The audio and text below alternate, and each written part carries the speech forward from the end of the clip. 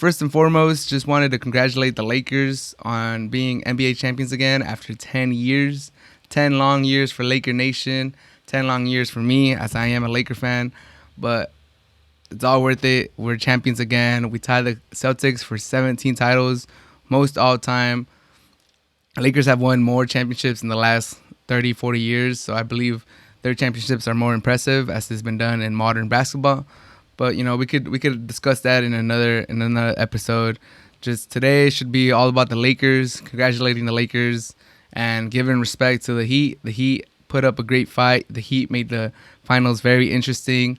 A lot of people thought the Lakers were going to sweep them. I said Lakers in 6, and they won in 6. But honestly, once Dragic went down and Bam Adebayo got hurt for a couple games, I thought the Lakers were going to sweep.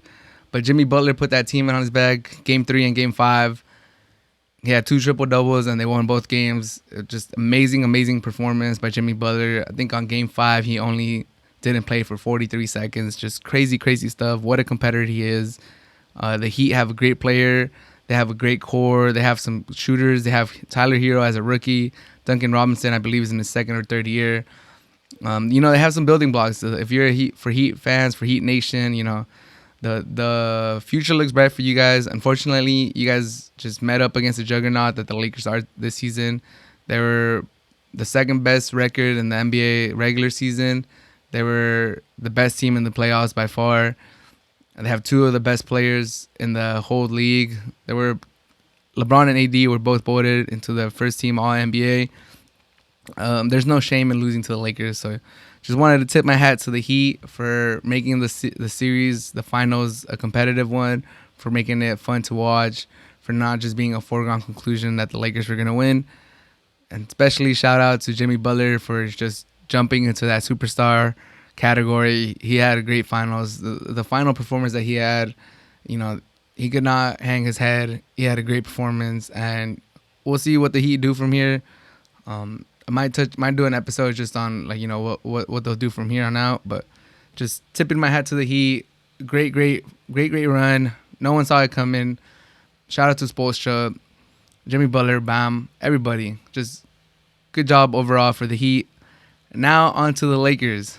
Lakers get their 17th title, and boy does this one feel sweet. Bittersweet just because, Kobe passed away at the beginning of the year. The great Kobe, Laker great. A lot of people say he's the best Laker of all time. Definitely up there in the Mount Rushmore of best Lakers of all time. He meant so much to the city of Los Angeles, to the Lakers, and he had a tragic death at the beginning of this year. And for the Lakers to be able to finish this crazy basketball NBA season with the championship and, dedicated to Kobe and Gigi is just a great, it's a feel-good story, and it's just a touching, great way to end the season.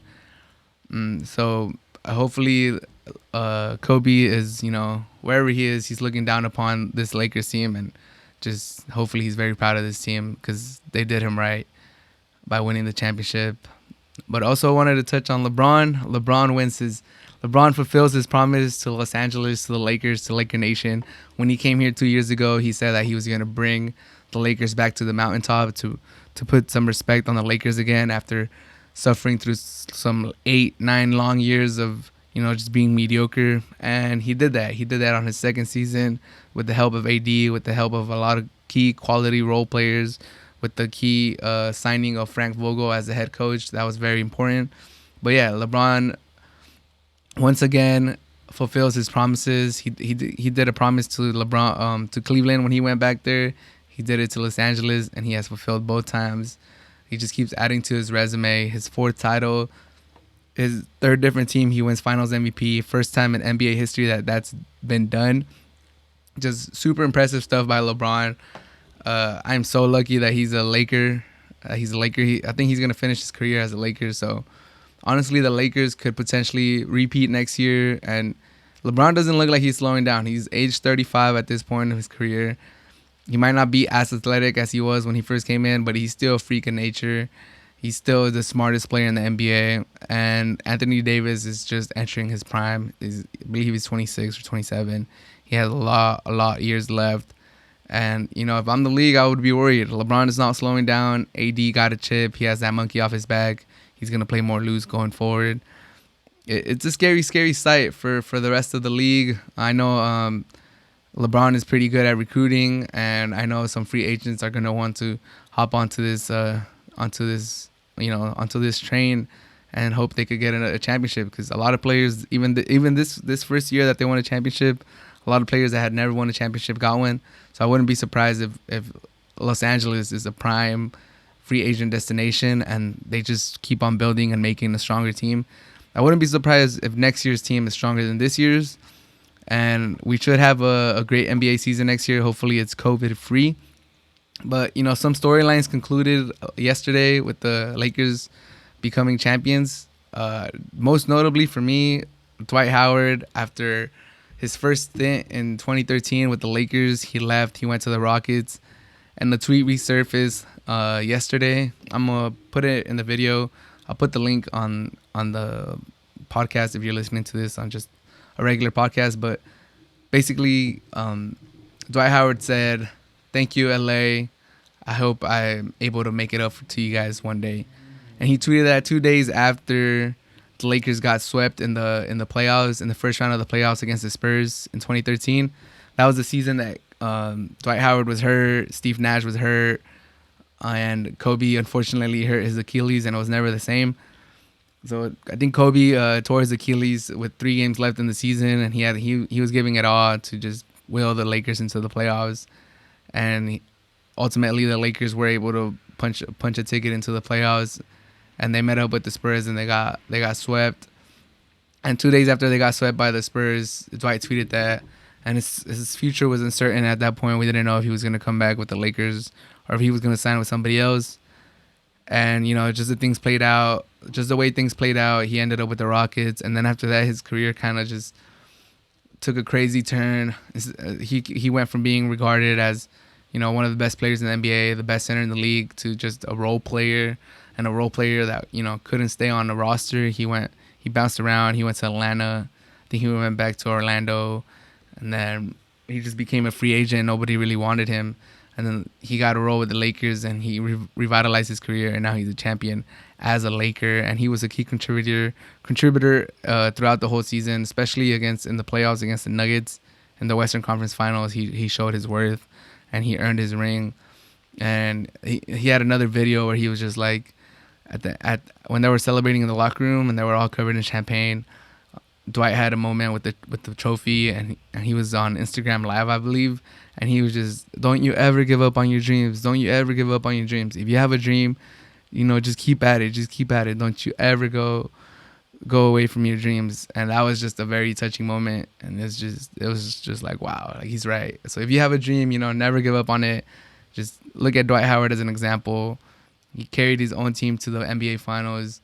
He went to the Lakers, had a bad stint. Laker fans, hated him, booed him for what he did, for how he left. And now he's a champion with the Lakers, and Laker fans, adore him now. So life is funny. Life is funny. It's crazy how some things go full circle, and things might be bad one day, but they'll be better in the future. And that's what I took away from what Dwight said, and it's just like a wow on how things go full circle. And another storyline that was just touched me too was Rondo. Rondo, he won a championship, I believe, in 2008 with the Celtics. And, he becomes the first player in NBA history to win a championship with the Lakers, the Los Angeles Lakers, and the Boston Celtics. And his career is crazy too, because after the Celtics, he was kind of like a damaged good in some sort of sense. Like, he went to the Mavericks, and then he went to Sacramento, and he just couldn't stay on a team, and he kept bouncing around. He went to the Pelicans. He had a postseason with the Heat where he was pretty good, but he never really got back to the Celtics Rondo, and he was looked at as a headache, and eventually, like, he was just a free agent. Nobody wanted him. And then he signed with the Lakers, and he said he wanted to be the first player to sign to get a championship with the Lakers and the Celtics, and he put on the show yesterday. He ended up with 19 points, and he was just a great contributor in the playoffs. Like, throughout the whole playoffs, he just showed his class again. What a great and smart player he is. And that one shocked me too. It's just seeing the pictures of Rondo just sitting down on the floor and taking everything in, and just the career trajectory that he's had. He might have some thoughts might have crept into his head, saying like, "Damn, am I ever gonna get back to the finals? Am I ever gonna win another championship?" Just the way his career went, it's like a roller coaster, up and down. But he was able to be a champion again, and he was a key contributor. And I know Laker fans, love him, love playoff Rondo, love him just for his genius that he displays on the court. Just all these storylines were just, there were just a lot of things that I had to process last night as the Lakers won. It was very impressive. I was super happy, and as all these storylines kept popping up, I was like, man, this is one of the best championships ever, just for all these crazy storylines. And another storyline was Jeanie Buss becomes the first female owner to win an NBA championship. I know it was tough on her because her brother Jim Buss and Kupchak were running the Lakers in those horrible years that they couldn't make the playoffs and nothing was going right. And Jennie Buss basically had to fire her brother and tell him that, you know what, you're not running the Lakers good. I got to find somebody else. And then she signed Rob Pelinka as the GM, and she signed Magic Johnson as the vice president of basketball operations. And Magic Johnson didn't work out too well. He stepped down, and then it was Rob Pelinka's show, and he did a great job. But Jeanie Buss had to make that difficult decision of firing her own brother. And she's tough. She's tough. She's a tough cookie, and you could tell that she was very happy to bring a championship back to LA. And just shout out to her for being tough, making tough decisions, and making some great hirings, and for bringing the Lakers back to where they belong. It's just an amazing year, amazing championship. LeBron now has 4 titles, and he's definitely, if you didn't have him in the GOAT conversation, he has definitely put himself in that conversation. He had a great speech yesterday where he was just like, Pelinka wants his respect, this organization wants his respect, Jeanie wants her respect, Frank Vogel wants her respect, and I want my damn respect. Something along those lines, and that was just like very powerful. I was like, okay, LeBron, this man knows how to talk, and it's right. Like, he's right. I myself have doubted LeBron throughout the years, or